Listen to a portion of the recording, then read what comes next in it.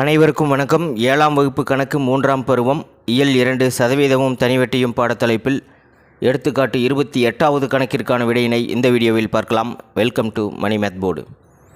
அசல் ரூபாய் 46,000 ஒரு ஆண்டு 9 மாத காலத்திற்கு பிறகு தனிவட்டி மூலம் மொத்த தொகையாக ரூபாய் 52,440 உயர்ந்தது எனில் வட்டி வீதத்தை காண்க. முன்னாடி கணக்கினை போலவே தான். முன்னாடி கணக்குலேயும் அசல் காலம் மொத்த தொகை கொடுத்துட்டு வட்டி வீதம் கேட்டாங்க. இந்த கணக்குலேயும் அதே மாதிரி தான் கேட்டிருக்காங்க. மொத்த தொகையிலிருந்து தனி வட்டி நாம் பிரித்து எடுத்துக்க முடியும். மொத்த தொகையில் அசலை மைனஸ் பண்ணிட்டா தனி வட்டி கிடச்சிரும். காலம் மட்டும் ஆண்டுகள் மாதம் அப்படின்ற விதத்தில் கொடுத்துருக்காங்க. எப்படி அப்ளை பண்ணுறது அப்படின்னு பார்க்கலாம். கணக்கில் கொடுக்கப்பட்ட தகவல்களை ஒவ்வொன்றாக எடுத்து எழுதிக்கலாம். அசல் கொடுத்துருக்காங்க. அசல் கேபிட்டல் லெட்டர் பி சமம் ரூபாய் 46,000. காலம் கொடுத்துருக்காங்க. காலம் என் சமம் இது வரைக்கும் முன்னாடி கணக்குகளில் ஆண்டுகள் முழுமையான ஆண்டுகளாக கொடுத்துட்டாங்க. பட் இந்த கணக்கில் ஒரு ஆண்டு 9 மாதம் அப்படின்னு கொடுத்துருக்காங்க. மாத கணக்கில் கொடுத்துட்டாவே பின்னத்தில் 12 வந்துடணும். ஏன்னா ஒரு வருடத்திற்கு 12 மாதங்கள். ஒரு ஆண்டு இதையுமே மாத கணக்கிலேயே மாற்றிக்கலாம். ஒரு ஆண்டில் எத்தனை மாதங்கள் இருக்கும்? 12 மாதங்கள். ஒரு ஆண்டு என்பது 12 மாதங்கள். இங்கே ஒரு 9 மாதம், மொத்தமாக 21 மாதங்கள். இப்போ 21/12. எதுக்காக பகுதியில் 12 போடுறோம்னா ஒரு வருடத்தில் மொத்த மாதங்கள் 12. இதே நாட்கள் கொடுத்துருந்தாங்கன்னா டிவைடட் பை 365 அப்படின்னு போடுவோம். 21/12 இந்த பின்னத்தின் எளிய வடிவம். மேலேயும் கீழே 3ஆல் சுருக்கலாம். 7 3 21, 4 3 12. இப்போ 7/4 ஆண்டுகள். புத்தகத்தில் கொடுக்கப்பட்டிருக்கும் காலத்தை கலப்பு பின்னமாக எழுதியிருப்பாங்க. ஒரு ஆண்டு முழுமையாக இருக்குது. 9 மாதம்.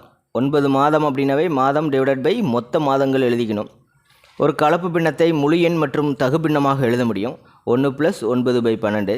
மேலேயும் கீழேயும் சுருக்கணும். அப்படி 3ஆல் சுருக்கணும்னா 3/4ன்னு கிடைக்கும்.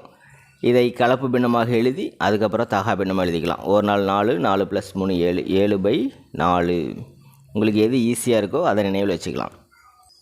அடுத்தது கணக்கில் மொத்த தொகை கொடுத்துருக்காங்க. மொத்த தொகை அப்படின்னாவே அதில் அசலும் வட்டியும் இருக்குது அப்படின்னு அர்த்தம். மொத்த தொகை ஏ சமம் ரூபாய் 52,440. மொத்த தொகை ஏ சமம் அசலும் அதில் தனி வட்டியும் கலந்துருக்கு. அசல் மற்றும் தனி வட்டியின் கூடுதல் தான் மொத்த தொகை.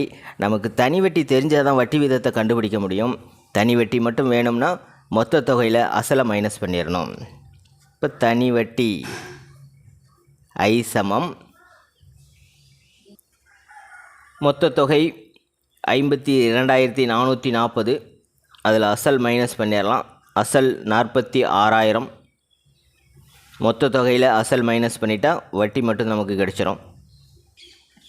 கழிச்சிக்கலாம். 6,440. ஆகவே தனி வட்டி ரூபாய் 6,440. அடுத்தது தனி வட்டிக்கான ஃபார்முலா எடுத்து எழுதிக்கலாம். தனி வட்டி I = PNR/100.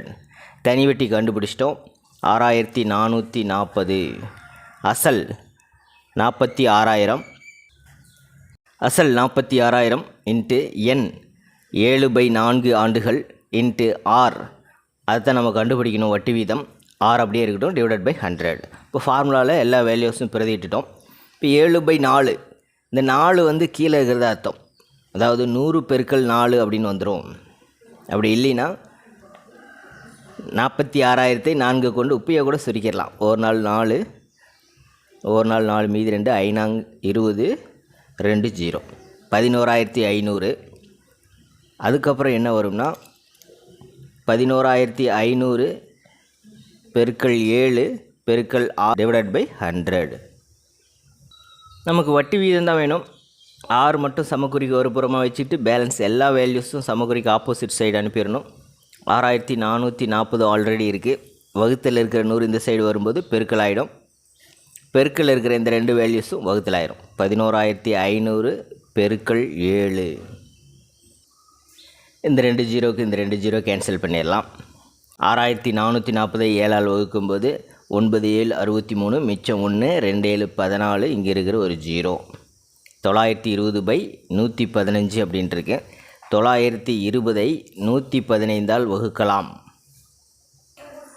920இல் 115 8 முறை இருக்குது. 8 5 40, மீதி 4, 1 8 8, 8 4 12, மிச்சம் 1, 1 8 8 8 1 9. 920ஐ 115ஆல் வகுக்கும்போது 8 முறை இருக்குது. So R = 8%. எனவே வட்டி வீதம் R = 8%. இதுதான் ஆன்சர். எடுத்துக்காட்டு 29வது கணக்கிற்கான விடையினை அடுத்த வீடியோவில் பார்க்கலாம். மேலே இருக்கிற ஐகார்ட் செக் பண்ணிக்கிங்க. இந்த கணக்கில் உங்களுக்கு கூடுதலான விளக்கம் தேவைப்பட்டால் கீழே இருக்கிற கமெண்ட் பாக்ஸில் கேளுங்க. தேங்க்யூ.